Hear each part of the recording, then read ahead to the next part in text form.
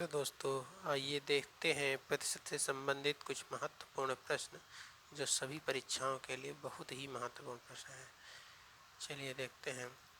किसी परीक्षा में हिंदी और संस्कृत में क्रमशः 75% और 80% छात्र पास हुए।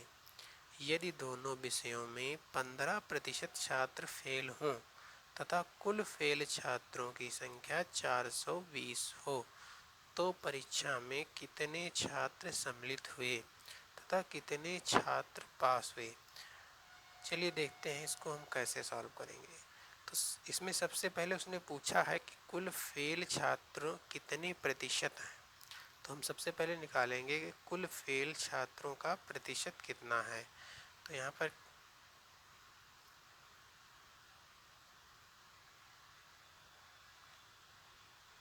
फेल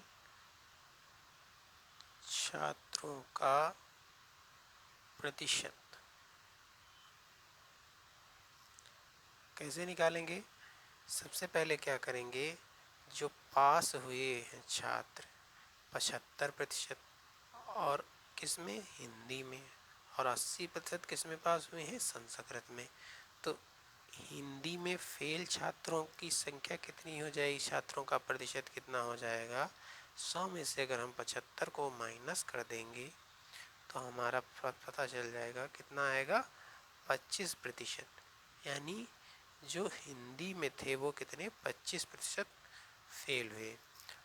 और संस्कृत में कितने प्रतिशत फेल हुए, संस्कृत में फेल हुए थे, पास हुए हैं जब 80%, तो फेल हुए 100 में से 80 को हम माइनस कर देंगे तो हमारा बच जाएगा 20%। और दोनों में कुल मिला के कितने प्रतिशत फेल हुए हैं, तो दोनों में फेल हुए हैं टोटल मिला के 15%। और इस 15% को हम इसमें से क्या कर देंगे, घटा देंगे, माइनस कर देंगे। तो इस तरीके से ये हमारा आ जाएगा 45%। और 45 में से जब 15 माइनस करेंगे तो हमारा बचेगा कितना, 30%। यानी कुल जो दोनों विषय हैं, यानी दोनों विषयों में मिला के कुल छात्र फेल हुए हैं वो हैं आपके टोटल में से 30%। तो 30% छात्र क्या हो गए हैं, फेल हो गए हैं। और क्वेश्चन में क्या कह रहा है कि फेल हुए छात्रों की संख्या कितनी है, वो है 420। इसका मतलब जो ये 30% छात्र फेल हुए हैं वही ये हमारे 420 छात्र हैं। तो हम क्या करेंगे कि इस 30% को बराबर कर देंगे 420 के। अब इसका अगर हम 1% निकाल लें तो ये 30 हमारा इधर बटे में चला जाएगा, यानी डिवाइड कर देगा। तो जब इसको बटे में लिखेंगे तो 30 को तो कैसे काटेंगे, 0 0 कैंसिल हो जाएगा। और फिर 3 से करेंगे, 3 एकम 3 और 3 को 12, यानी 1% बराबर आ गया है 14।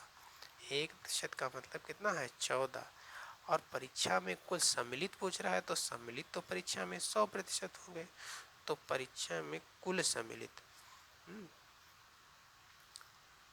परीक्षा में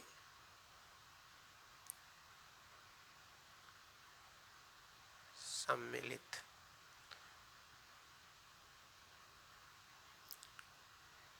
कुल छात्र हो जाएंगे 100%।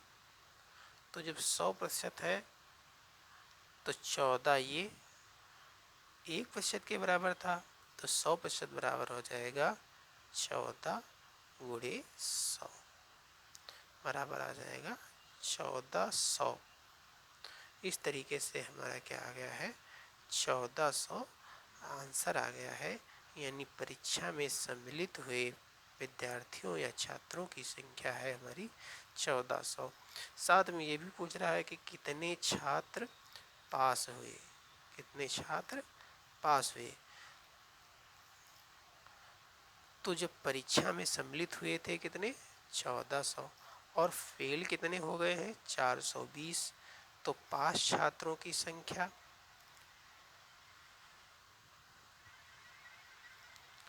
की संख्या, तो पास छात्रों की संख्या क्या हो जाएगी, तो पास छात्रों की संख्या, या तो हम इस 1400 में से ये 420 को माइनस कर दें तब भी हमारा आंसर आ जाएगा, या हम क्या कर सकते हैं कि ये जो 30% फेल हुए थे, इसका मतलब पास कितने हुए होंगे टोटल, टोटल पास हुए हैं 70%, तो हम उससे भी निकाल सकते हैं 70% से भी।